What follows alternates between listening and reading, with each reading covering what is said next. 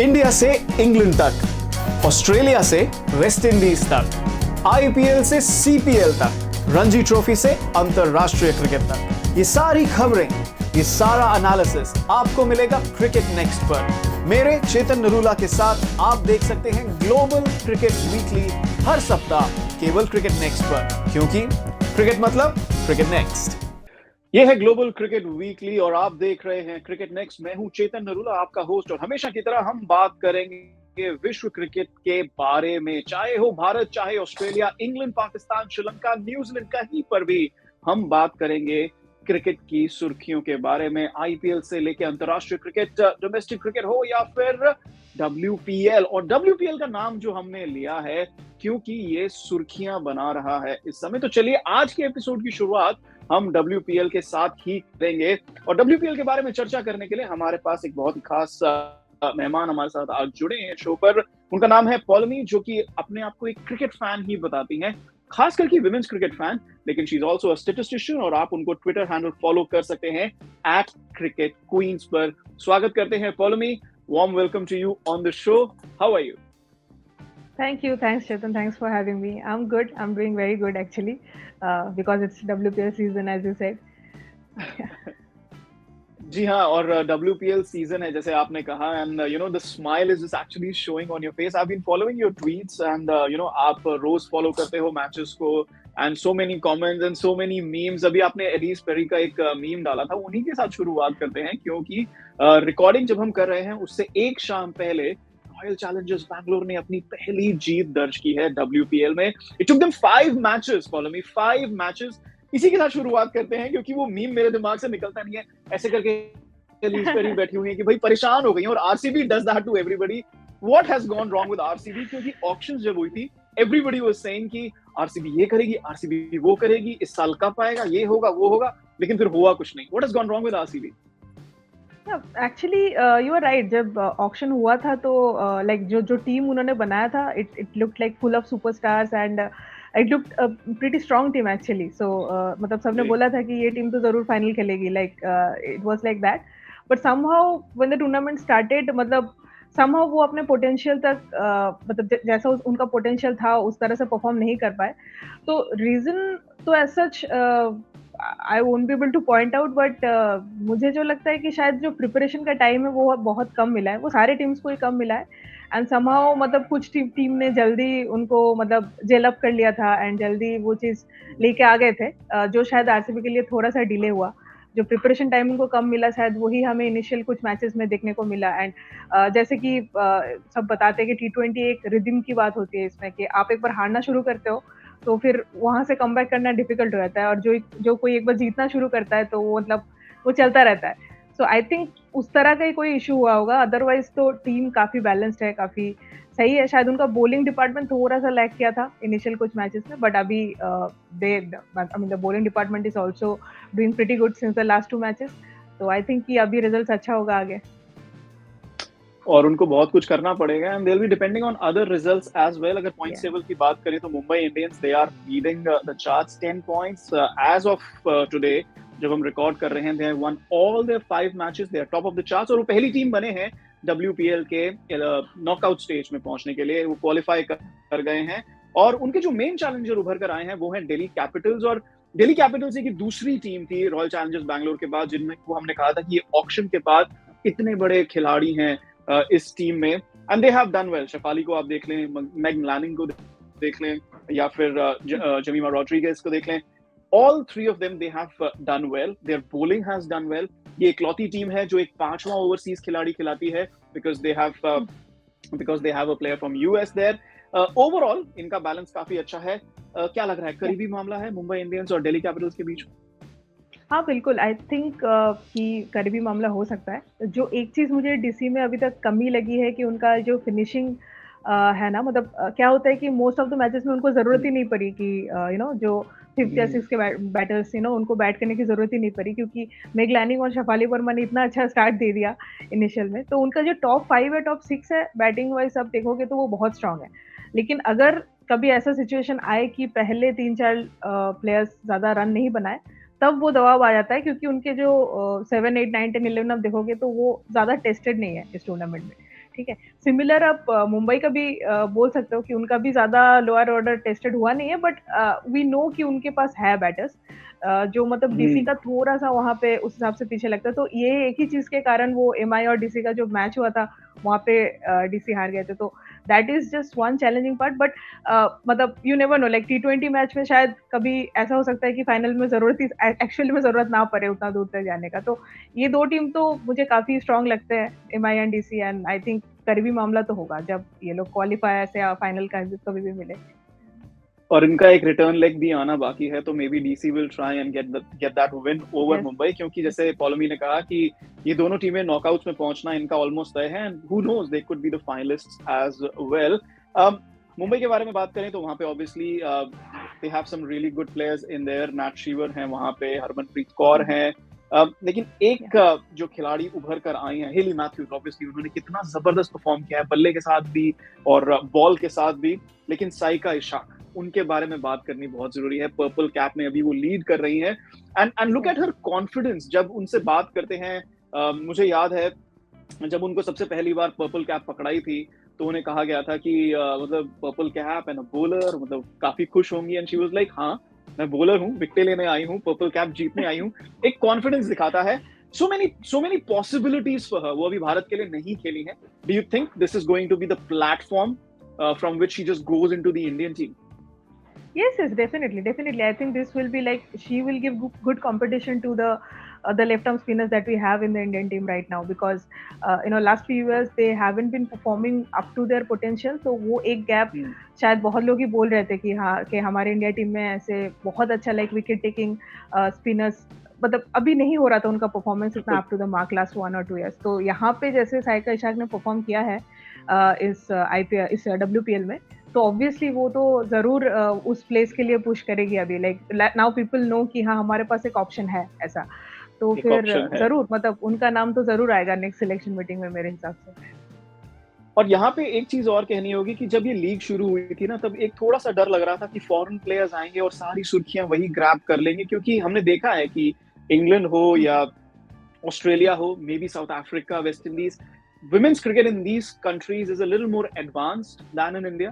तो एक डाउट हमेशा रहता था कि शायद जो WPL है वो कहीं फॉरेन प्लेयर्स ही पूरी तरीके से डोमिनेट ना कर लें, लेकिन ऐसा हुआ नहीं है। साइका इशाक जो है वही एक सबसे बड़ा एग्जाम्पल है अगर हम कह सकते हैं, but there been other players as well, young players जो अंडर 19 श्रेणी के हैं या फिर जो इंडिया के भी प्लेयर्स हैं, यंग प्लेयर्स हो, एक्सपीरियंस प्लेयर्स हो, सबने अपना दबदबा बना के रखा है। तो यहाँ पे कोई सरप्राइज है या नहीं है? What do you think of this balance? हाँ, जैसा आपने बोला कि ये एक था कि फॉरेन प्लेयर्स ही ज्यादा खेलेंगे, so I mean I personally don't feel that that's a problem, क्योंकि पहले एक दो सीजन में ये होगा ही कि जो इंटरनेशनल प्लेयर्स है वो लोग थोड़ा ज्यादा परफॉर्म करेंगे, like B it Indian international players और फॉरेन प्लेयर्स। मतलब अगर आप देखोगे हरमनप्रीत कौर के परफॉर्मेंस या फिर जेमिमा रॉड्रिक, शफाली वर्मा, ये लोग भी मतलब वैसे ही परफॉर्म कर रहे हैं जैसे जो फॉरेन प्लेयर्स है वो, तो ये थोड़ा होगा ही क्योंकि they are experienced in playing in this big stages in front of the people. ये जो अटेंशन है मतलब suddenly it's not always about the crowd और समथिंग, बट अदरवाइज भी जो अटेंशन इनको मिल रहा है, तो ये भी शायद डोमेस्टिक प्लेयर्स के लिए फर्स्ट टाइम है, this is their first big stage. तो and it's a very fast league, मतलब इनको ऐसा नहीं कि बहुत टाइम मिल रहा है, इनको प्रिपरेशन के लिए भी 2 दिन मिला, फिर मैचेस भी back to back like next to next days में ऐसे चल रहा है। तो इनको थोड़ा सा वो चीज लाइमलाइट लेने में थोड़ा सा टाइम लगेगा, समझने में थोड़ा टाइम लगेगा, तो धीरे धीरे वो लोग आएंगे उभर के। तो स्टार्टिंग का first season it's fine if it is dominated by international player. I think कि जो एक्सपीरियंस इनको मिल रहा है इनके साथ रह के, इनके साथ ड्रेसिंग रूम शेयर करके, या फिर जस्ट लुकिंग एट इट कि how they go about their things, how they prepare for a match, मतलब वो लोग कैसे बातें करते हैं, कैसे उनका प्रैक्टिस है, ये सब भी काफी फायदा होने वाला है ना। एंड जैसा आपने बताया मतलब फिर भी ऐसा हुआ नहीं है, we have got Saika Ishaque, then in RCB there are this players like Kanika Ahuja, Shreyanka Patil, काफी लोग, इवन आशा, यस। एंड कल आपने देखा कि मेन जो परफॉर्मेंस है वो कनिका आहूजा के बैट से ही आया है, जो आरसीबी ने रन चेस किया रहे। तो हाँ, तो इनके बीच में भी शाइन कर रहे हैं जो लोग एक्चुअल ना, मतलब टोटली जो डोमेस्टिक प्लेयर्स हैं हमारे, जिन्होंने अभी तक बिल्कुल भी इंडिया के लिए नहीं खेला, वो लोग इसके अंदर भी शाइन कर रहे हैं। प्लस मैं ये भी बताऊंगी कि कुछ प्लेयर्स है जो हमारे T20 टीम में रेगुलर्स नहीं है, लाइक अगर आप देखोगे अस्तिका भाटिया, हरलिन देओल, ये लोग अभी भी फर्स्ट 11 में नहीं आते, बट ये लोग भी काफी अच्छा परफॉर्म किया WPL में, and like they have a new approach of playing things, and as an audience तो बहुत मजा आ रहा है। तो हाँ, मतलब मेरे हिसाब से तो काफी अच्छा गया अब तक जो भी हुआ है। आपने इतने सारे नाम लिए हैं और ये नाम लेने भी चाहिए, जैसे आपने कहा श्रियंका पाटिल हो गई, कनिका भाटिया हो गई, अस्तिका हो गई, हरलीन हो गई। अब एक बेनिफिट ऑब्वियसली जरूर निकल के आ रहा है कि आप ओवरसीज प्लेयर्स के साथ जब खेलते हैं, उनसे सीखते हैं, that is obviously a benefit. उस हिसाब से अभी तक आपने WPL में क्या देखा है, और अभी आधा सीजन बाकी है, अब इस आधे सीजन में आप क्या देखना चाहेंगी, या फिर आने वाले सीजन्स में क्या इंप्रूवमेंट्स देखना चाहेंगे?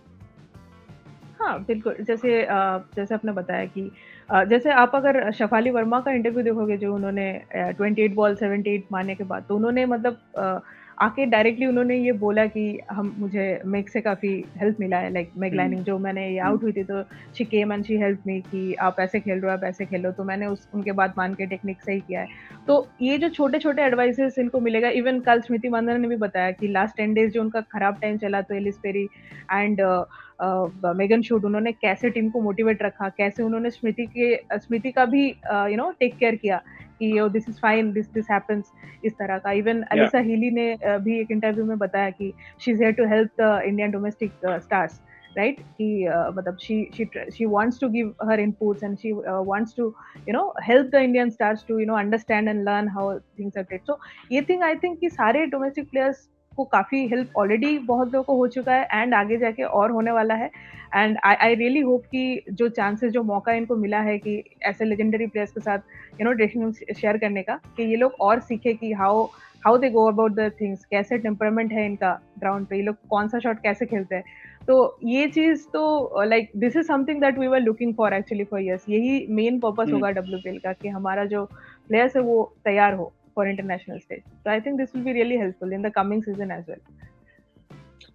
I can feel your excitement, I can feel your happiness कि WPL स्टार्ट हुआ है और आप एंजॉय कर रहे हो। तो जाने देने से पहले एक सवाल जरूर बनता है, क्या प्रेडिक्शंस रहेंगी आपकी फॉर द नॉकआउट स्टेज? कौन सी, देखिए मुंबई तो पहुंच गई है, कौन सी और दो टीमें पहुंचने वाली हैं, और कौन जीतेगा इस साल का WPL, ये भी बताना है। उम्मीद हम यही करेंगे कि आप दोबारा आए शो पे, लेकिन अभी के लिए ये जरूर बता के जाइए, ये दो सवाल जरूर बता के जाइए। मेरे हिसाब से देखिए DC ऑलरेडी पहुंच चुके हैं, लाइक 4 विन्स उनके हो चुके हैं, एंड जैसे आप जानते हो कि RCB तो मैक्सिमम 3 ही जीत सकते हैं। तो एक है UP एंड गुजरात जायंट्स, इन दोनों में से कोई एक, अगर मैंने मान लिया कि मतलब DC का ना जाने का सिनेरियो मैं बता रही हूँ कि इन दोनों को भी अभी 4-4 मैचेस जीतना एंड फिर भी नेट रन रेट पे आएगा, तो आई थिंक DC भी ऑलरेडी पहुंच ही चुका है। Even if they don't win another match from here, still I think कि उनका तो हो गया क्वालिफिकेशन। बाकी 3 टीम्स में से अगर आप बोलोगे तो UP थोड़ा सा आगे है, बिकॉज उन्होंने 2 मैचेस ऑलरेडी जीत लिया है, तो उनको शायद एक मैच और जीतने से ही मतलब वो दावेदार बन जाएंगे। तो मेरे हिसाब से 3 टीम्स वही होंगे, मुंबई, दिल्ली एंड UP। ये 3 कौन जीतेगा इस साल का WPL? मेरे हिसाब से दिल्ली कैपिटल्स जीतेगा। Delhi Capitals, that's a huge call. Huge call, क्योंकि हम देखना चाहेंगे कि किस तरीके से, क्योंकि मुंबई ने ऐसे डोमिनेट किया है, और जैसे मैंने कहा था कि अभी रिवर्स फिक्सचर आना बाकी है, they will have to beat Mumbai Indians to lift that trophy. We'll see what happens, and obviously we'll hope Poulami joins us once again on Global Cricket Weekly. लेकिन इस बार जुड़ने के लिए और अपनी थॉट्स शेयर करने के लिए बहुत बहुत शुक्रिया Poulami. Thank you so much for having me. I hope you are also enjoying. Thank you. Absolutely. तो ये थी हमारे साथ पौलमी, जो बात कर रही थी WPL के इनॉग्रल सीजन के बारे में, और मैं जैसे बताया कि वो एक एविड क्रिकेट फैन है, साथ ही साथ सजेशन है, और आप उनको फॉलो कर सकते हैं उनके ट्विटर हैंडल क्रिकेट क्वींस पर। और WPL से हम चलेंगे अंतरराष्ट्रीय क्रिकेट की तरफ, बायलैटरल क्रिकेट, जो अभी एक सीरीज खत्म हुई है और दूसरी सीरीज शुरू होने वाली है। इंडिया बनाम ऑस्ट्रेलिया, बॉर्डर गावस्कर ट्रॉफी जीत ली है भारत ने 2-1 से, और साथ ही साथ वर्ल्ड टेस्ट चैंपियनशिप के फाइनल के लिए भी क्वालिफाई कर लिया है। काफी घमासान हुआ चौथे टेस्ट मैच में, लेकिन उस तरीके का नहीं जो हमें पहले 3 टेस्ट मैचेस में देखने को मिला। इस बारे में चर्चा करने के लिए हमारे साथ हमारे दोस्त जुड़ रहे हैं वापस एक बार फिर ग्लोबल क्रिकेट वीकली पर। He is a commentator and he is a well known personality from DD sports and all India radio. हमारे साथ जुड़ते हुए पंकज अथावले। पंकज, कैसे हैं आप? एब्सोल्युटली ब्रिलियंट, बहुत अच्छे हूँ। और आपने जिस सीरीज की बात की, it was a very very memorable series, बहुत धमाल, and that's what you expect from an India Australia contest. Absolutely. और उस कॉन्टेस्ट में जाने से पहले एक बार डब्ल्यूपीएल के बारे में बात कर लेते हैं, क्योंकि पॉलमी इतने अच्छे से बारे में बात करके गई हैं डब्ल्यूपीएल के। What have been your first thoughts? I am sure as a cricket fan, as a commentator, you've been following the action. What have been your first thoughts about the WPL inaugural season? Very very interesting. I think it was long overdue Chetan, ये बहुत time से होना चाहिए था। और मुझे ऐसा लगता है कि जो विमेन क्रिकेटर्स हैं इंडिया में, इसका एक बहुत जबरदस्त परिणाम होगा। You remember, just the T20 world cup just happening a few weeks back, उसके बाद अब ये होना, देखिए बिग बैश की वजह से ऑस्ट्रेलियन लड़कियों को इतना फायदा हुआ है, 100 की वजह से इंग्लिश लड़कियों को कितना फायदा हुआ है, WPL की वजह से डेफिनेटली इंडियन लड़कियों को बहुत फायदा होगा। इसमें एक एंगल मुझे ऐसा दिख रहा है आजकल कि now the know this entire thing, if more and more girls have to come in cricket, it is the mummies and the dadis in the house have to push them to go there and give their best. और वो push आएगा क्योंकि last year क्या हुआ है, वो cricket से related चीज नहीं हुई थी, शार्क टैंक करके एक चीज आई है। और शार्क टैंक से क्या हो गया है, सब बंदे ना आजकल एंटरप्रेन्योर बनना चाहते हैं। और अब सेम चीज होगी विमेंस क्रिकेट में भी। ये एक विमेंस क्रिकेट का शार्क टैंक हो गया है।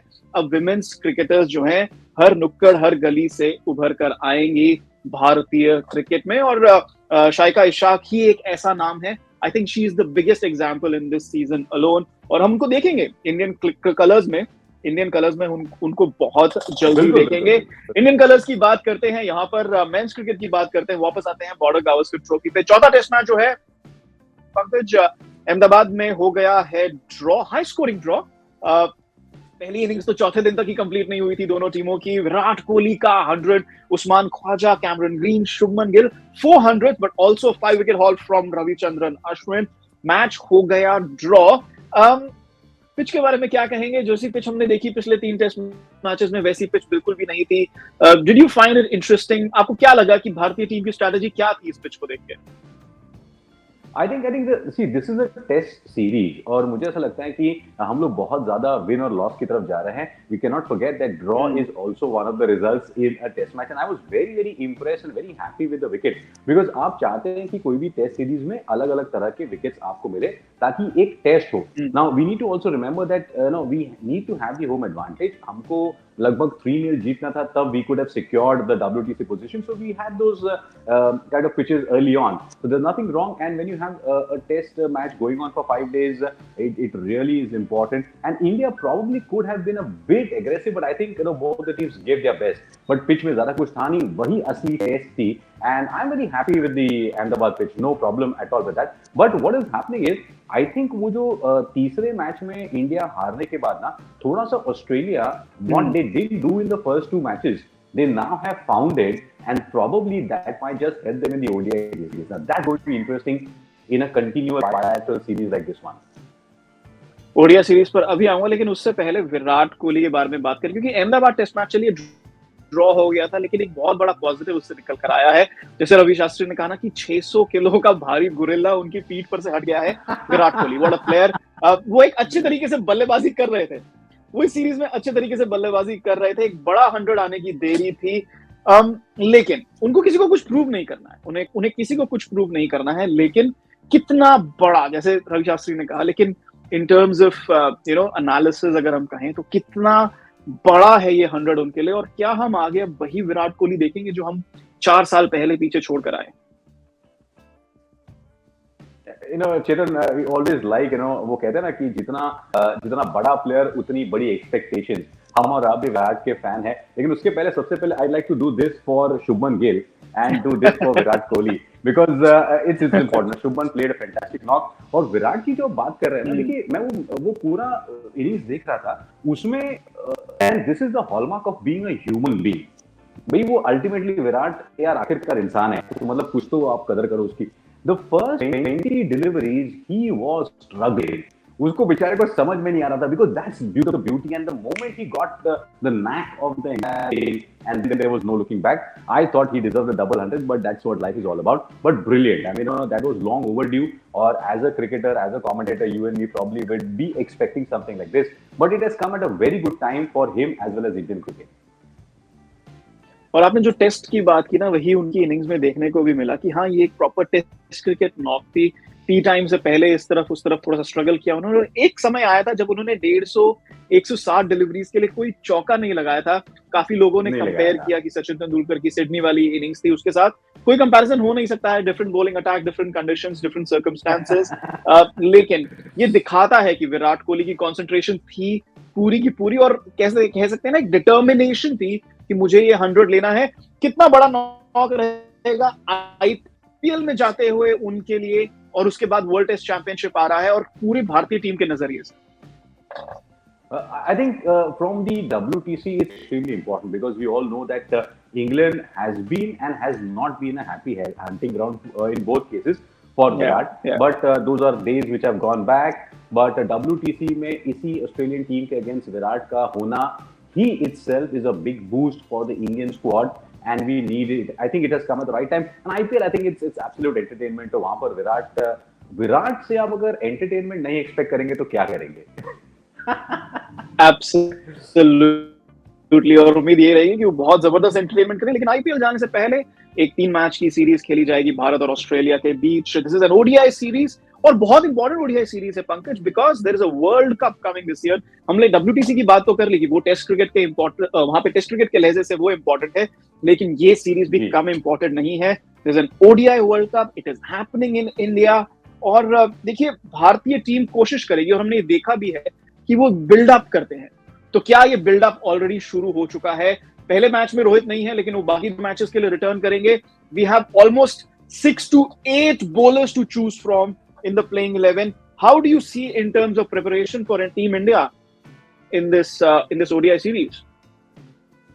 Chetan, I think India, for a change, has done better in finding customized players for the 50 over format. I think we are now quite settled now. समझ में आ रही है अपने को कि भाई श्रेयस अय्यर है, उमरान मलिक है, वॉशिंगटन सुंदर है, कुलदीप यादव है। आपको पता है कि किस लुक में आपको जाना है, और साथ ही में आपके of course Rohit and Virat and others are also there. So it's good to see, and also we have the Asia cup I think before the world cup coming up. तो ये पूरा साल जो होगा ना, I think will be more dedicated to 50 over and the longer format of the game. तो I think India is doing pretty well. और ये जो सीरीज है, इसमें ऑस्ट्रेलिया के साथ खेलते हुए we will be able to understand our adaptability, because देखिए we need to really understand the challenge that all the players are going through. That suddenly one day you're asking them कि भाई 2020 खेलो, अगले हफ्ते बोल रहे कि आप टेस्ट खेलो, फिर वापस आके ODIs Khelo. It's a big test, and I think we actually take our players for granted. तो थोड़ा तो उनको करने दो, and I think we are doing a good job with this bilateral series and the upcoming ODI matches that we have planned for. और यहाँ पे Australia के बारे में बात करनी होगी जाने से पहले। स्टीव स्मिथ फिर से कप्तानी करना है उनकी, डेविड वार्नर वापस आ गए हैं, एडम ज़ैम्पा भी है टीम में। How do you see the Australian challenge? Australia भी चाहेगी, क्योंकि भारत में हो रहा है वर्ल्ड कप, तो इन कंडीशंस को समझे, परखे, जाने, और ऑस्ट्रेलिया को आप हल्के में नहीं ले सकते हैं। आज भी हम मार्च में ही बैठे हैं, वर्ल्ड कप जो है नवंबर में होना है, अक्टूबर नवंबर में होना है, लेकिन आज ही आप ये मान के तो चल ही सकते हैं ना कि जब टॉप 4 की बारी आएगी, जब सेमीफाइनलिस्ट की बारी आएगी, तो ऑस्ट्रेलिया वहां पे होगा। उस हिसाब से कितनी महत्वपूर्ण सीरीज है ये ऑस्ट्रेलिया के लिए? A big one, couple of things about Australia. एक तो मुझे ऐसा लगता है कि Steve Smith is the right captain for them. Not that Pat Cummins is bad, but Steve Smith के पास वो एक Aussie flavor है, वो जो थोड़ा सा मतलब कुछ करते हैं टाइप से वाला है वो। साथ ही में he has got someone like a Marnus Labuschagne and Travis Head and Warner there. So I think this Australian team is also going through a transition. We have not realized that there is a shift in the overall playing culture, that England have actually started playing like Australia, and Australia are actually trying to find out कि अब हम कैसे खेले। I think this is a good time for them. They have Stoinis, they have the Zampa, they have the Mitchell Marsh. I think is going to be a very very crucial player, और Glenn Maxwell है। So ये जो series होगी चेतन, मुझे लगता है Australia के लिए अपने आप में ही खुद को परखने की और एक अच्छा कॉम्बिनेशन ODI वर्ल्ड कप के लिए बनाने के लिए बहुत जरूरी होगी। जाने से पहले आपकी प्रेडिक्शन इस 3 मैच की श्रृंखला के लिए क्या लगता है? भारत जीतेगा या Australia? It's going to be a close one. It's going to be a very close one. Yeah. It's going to be a close one. I think it should be 2-1. दिल इंडिया कह रहा है, दिमाग ऑस्ट्रेलिया कह रहा है, but 2-1 होगा. Let me stick to that.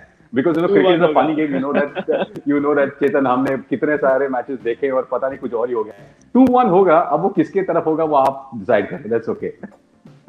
दिल और दिमाग कुछ अलग कह रहे हैं यहाँ पर पंकज अथावले का। बहुत बहुत धन्यवाद पंकज हमारे साथ जुड़ने के लिए ग्लोबल क्रिकेट वीकली पर। पंकज खिलाड़ी है, इनका ट्विटर हैंडल, आप इनको फॉलो कीजिए और ये आपको दोबारा दिखाई देंगे हमारे इस शो पर। तब तक के लिए बहुत बहुत धन्यवाद पंकज हमारे साथ जुड़ने के लिए।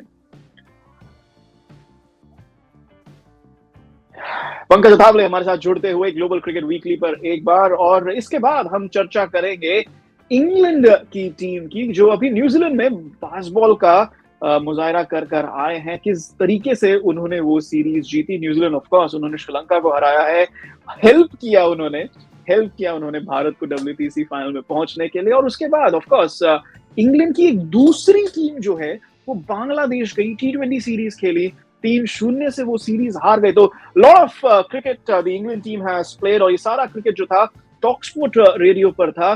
टॉक स्पोर्ट के क्रिकेट एडिटर जॉनथन नॉर्मन हमारे साथ जुड़ेंगे और इंग्लैंड टीम के बारे में चर्चा करेंगे।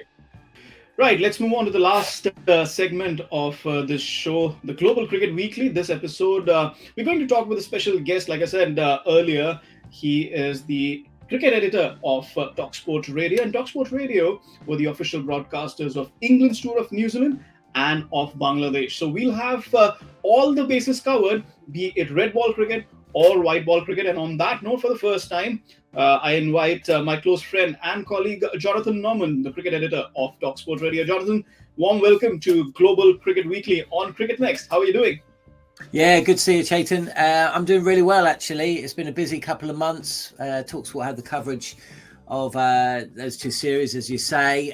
Also, you remember that COVID series that was South Africa, England from a couple of years ago that was cut in half? Yes. That came back in the middle of the SA20. So, yeah, it's been a busy couple of months, but yeah, plenty to talk about. Plenty to talk about. So let's jump right into it. The two-match series in New Zealand drawn 1-1. Let's talk about how England won the first test and how they lost the second test. And it's a phenomenon that everybody here or everybody around the world comes to know as Basketball. I mean, what do you make of it? I mean, obviously, Brendan McCullum doesn't like the concept or the name, in fact, but it's revolutionized the way Test cricket is played by this English team. Well, whether it's revolutionised the way Test cricket is played, we shall see. I still think that from an English perspective, the way that the supporters are brought into Brendan McCullum and Ben Stokes has been really quite something to behold. I hosted an event in New Zealand and I asked the question. This was the day after Ben Stokes had decided to enforce the follow-on. And I said, if at the end of this test match England lose, will anybody in this room be angry that Ben Stokes essentially dangled a carrot to New Zealand? You know, by batting again, there's no chance New Zealand could have ever won that test match. England are 1-0 up with one to play. They only need to draw. Not one person raised their hand. Everybody wants exciting cricket, and that is what Bazball has brought to Test cricket. Now, whether it revolutionises the game outside of these shores, well, we'll wait and see. I think that there are early indications that whilst people wouldn't necessarily say that they're following suit, I think that people are watching, and if it's successful, then like all sports, people will attempt to do as what the successful teams are doing. Look back at the '96 World Cup, the way that Sri Lanka went about things. As soon as they were successful, everybody wanted to do it. So yeah, we shall see. But look, it was an incredible two-match series. Could have done with a third. That's possibly a topic for another day. But England are going back there at the end of next year. TalkSport have got the rights for that as well. That is a three-match series. And really, it sets it up nicely. That second test was, I would say, the second best test I've ever seen. Just behind Ben Stokes' 2019 test match. In terms of drama, and in terms of, just excitement and the way the game went one way or the other, kept you guessing right until the end. It was an incredible test match. And New Zealand have made a habit of playing incredible test matches. England too, but New Zealand have just finished another incredible test match against Sri Lanka. Last ball victory, which sent India into their second WTC final. And obviously that's a different subject that we have already covered. But you mentioned two things about the Bazball approach. Obviously the first one being that not many people mind the way England are playing cricket, even if it's meaning that they would lose the odd test match. I mean, this approach is giving you 8 or 9 victories out of 10 test matches. The odd test match, you would still lose. But in terms of the entertainment value, not everybody seems to mind that. The second bit, obviously, that you said that, you'll be traveling around and whether the rest of the world has bought into it. Let me tell you, baseball is very popular in India. Whether or not everybody's watching it or not, because obviously the different time schedule or different duration, people are talking about it. People are talking about baseball, and one of the main conversations that's going on is, you're not just going to New Zealand next year, you're also coming to India, aren't you? There's a 5-match series. The English side will come here. We've seen the pitches in the Australia series recently. Do you think baseball will be successful in India on these sort of pitches? Well, it's difficult because, those pitches, I thought that was a poor Border Gavskar trophy. The last time Australia were in India, I thought it was a fascinating test series, and if, Australia were in a position to win that test series as well. I think they're 180 for 1 or 2 in the third or fourth test match. And, it went, there was periods where the ball dominated, there was periods where bat dominated, but the test pitches, they gave up the ability for both skill sets to really shine. I thought that the recent series, was really poor. And from a neutral perspective, I just couldn't engage with it. It's all well and good getting excited about 10 wickets falling in the session when it happens once every now and again. But I think Australia went past 200, twice in 8 innings or something. So I hope that we don't see a repeat of that. Whether because essentially, broadcasters as well, they're going to be thinking, well, why am I going to pay for? I'm paying a premium. I'm paying for 20 days of Test cricket, and I'm getting 10. It doesn't make any sense. But look, India won. They're through to the World Test Championship final. That's kind of what it's about. They beat Australia. They were the better side. But I do think that there were signs there from Australia about how England can go about things. I found it very interesting that Travis Head was put up the top of the order after David Warner was ruled out. That in itself is baseball. Yes, you're taking advantage of a period of the game where traditionally the ball is easier to hit to the boundary. The ball is harder. It's not spinning as much, although, look at that pitch in indoor. It was spinning in the first over. The pitch is breaking up. But essentially, if you can have proper test match cricket pitches, and if you can have pitches that they can still favour the home side, but that they can give a good balance between bat and ball, then yes, I do think that baseball would be effective in India because it's about putting the pressure back on the opposition. And that traditionally is where India have struggled on occasion, like all teams, they like being on the front foot. When they put on the back foot, you see a different brand of cricket. So yes, I do think that baseball can be effective in Indian conditions as long as the pitches allow proper test cricket to be played. Interesting you mentioned Travis Head there and the way he opened the batting. And one of the traits of Australia's batting in that 4 test match was they attacked the new ball. On 3 different occasions, they attacked the new ball, and that's where India conceded a lot of runs. And like you said, that's the essence of baseball. And again, we can hope. And obviously, one of the factors will be that the series next year will be at the beginning of the next World Test Championship cycle and not the fag end where India's trying to make up points and trying to qualify. So who knows? We'll probably get better pitches, and hopefully you'll come down to cover that series as well. The other bit that we mentioned was that not everybody seems to mind the odd test match that is losing, that England is losing, in fact, with the Ashes coming up. That's the point here. Do you see a change in terms of strategy, in terms of tactics? Because Ashes is something which is really important to English cricket. And obviously, after what happened last time around, this is the summer where you want to reclaim it. Obviously, there's the ODI World Cup later this year. You won the T20 World Cup last year, so it'll be like a troika of victories if you claim the Ashes and successfully defend your ODI crown. But again, coming to the Ashes, do you think they'll just say, okay, you know what, we've played attacking cricket a lot, but maybe just take a breather because we don't want to give Australia that chance to come back and win the series. Like you said, keep the opposition on the back foot. Or no, it's just going to be about the entertainment value. What do you think? Well, I think it's a very interesting question, and we're not really going to know the answer until we have those moments. Would Ben Stokes really give Australia the chance in the way that he gave New Zealand the chance. I'm not sure. I'm not sure about that. And I don't think he should do either. 1-0 up with the Ashes on the line, or 2-1 up with the Ashes on the line. Why on earth would you do that? No. You're right. You're right. It's where all sides are judged. Mike Gatting, a wonderful batter, a very successful batter for England, but essentially is remembered as a great English captain because he won an Ashes in Australia in 86, 87. But his record as England captain was poor outside of that. But it doesn't matter. And so 40 years on, nearly, he's still touted as a because of that success. So he has to, it does come down to winning the Ashes. And however they do it, whether it's Bazball or not, they've just got to win. They've just got to win, especially after what happened last time. Before we let you go, John, the Bangladesh series, I mean, yes, England have been playing a lot of cricket over the last 6 months. Quite unusual for their winter. Usually it's the summer period that's really, really hectic. But it's been a very hectic winter for English cricket. And different teams. That is something that is quite becoming the norm now, whether you look at the Indian side, which has 2 or 3 different versions of its first 11, or even Australia for that matter.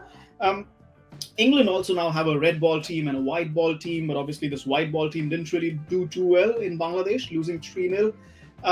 Is that fatigue, or maybe not as much concern because the T20 World Cup's already in the bag and the sight is now on the ODI World Cup later this year? How do you explain that 3-0 loss to Bangladesh? Well, I think that you do have to put it into context. England's winter has involved a whitewash of Pakistan in Test series, a T20 series triumph, a World T20 triumph.